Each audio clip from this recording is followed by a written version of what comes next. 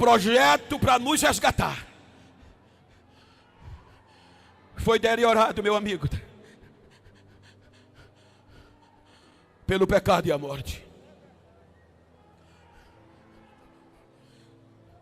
Deus resolveu se calar. O poder autodestrutivo da morte e do pecado foi tamanho que ninguém conseguiu aboli-la, extingui-la. Aí ela chega para Deus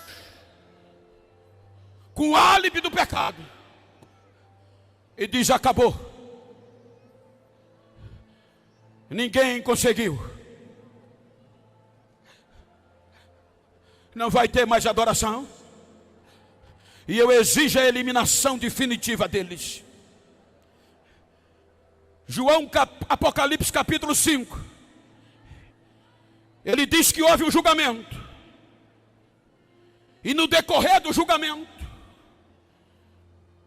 99,9% a vitória da morte e do pecado garantiu a nossa condenação. Aí Deus abre um espaço, uma pausa no julgamento, e grita: antes de eu bater o martelo definitivo, procure alguém para defendê-los, porque as provas estão aqui. A morte reina e o pecado abunda. Mas aonde procurar, Senhor? Aonde puderem, no céu, na terra, debaixo da terra. Procure um advogado, procure um promotor que possa ficar entre eu, o pecado e a morte, para defendê-los. E procuraram e não acharam. Quando voltaram, disseram: Senhor, procuramos nos céus, procuramos na terra e debaixo da terra, e ninguém, Senhor. Ninguém quis defendê-los. A causa é irreversível.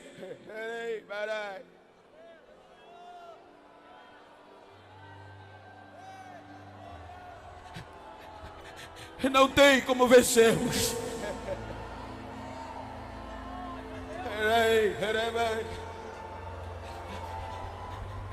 Quando nós só era Deus baixar, dando vida ao sermão e bater o martelo. E veja que João diz: até aqui ninguém, Senhor. Você vê que Paulo diz a Timóteo a força da abolição, porque ele vai falar antes dos séculos.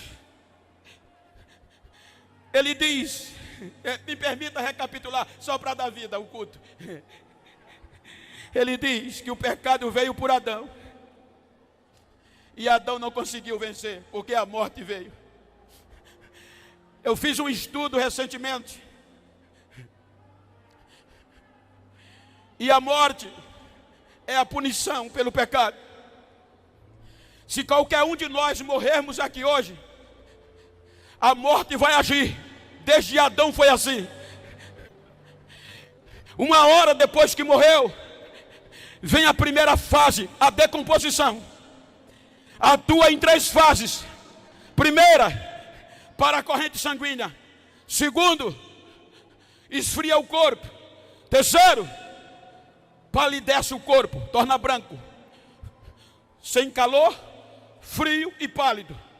Ela tem de 1 a 12 horas para cumprir as 3 fases. Quando ela termina, entra a putrefação, com um poder autodestrutivo de destruir o cadáver. Ela tem de 12 a 24. Quando ela termina, vem a fase da colonização. Os insetos, as lavras, destruir o cadáver. e desaparece. Aí Paulo diz que a morte reina de Adão até Moisés, e ninguém vence. Ele diz que entrou por Adão. Adão gera Sete, mas a morte vence. Sete gera Enos. Enos recomeçou e voltou a adorar, mas o pecado veio e a morte venceu a sua geração. Enos gera Cainã, Cainã a Malalael, Malalael a Jared, e Jared gera Enoque. A Bíblia diz que Enoque guardou-se e disse: eu não vou pecar. Aí Deus disse: já que você não pecou, eu vou dar exemplo à sua geração do que pode acontecer. Você não vai ver a morte, você vai ser transladado. Vou arrebatar você vivo para dar exemplo à sua geração. Foi arrebatado, mas gerou Metusalém. A sua geração não venceu o pecado. O pecado vence em Metusalém, mas ele gera Lameque. Lameque gera Noé. Noé gera Sem, Cã e Jafé. O pecado vence e a morte vence, e a morte reina. Pela graça, 8 almas são salvas. Depois do dilúvio vem a geração de Noé. Sem, a morte vence Sem. Sem gera Arfajade. Arfajade gera Elar. Elar gera Eber. Eber gera Reu. Reu gera Peleg. Peleg gera Serug.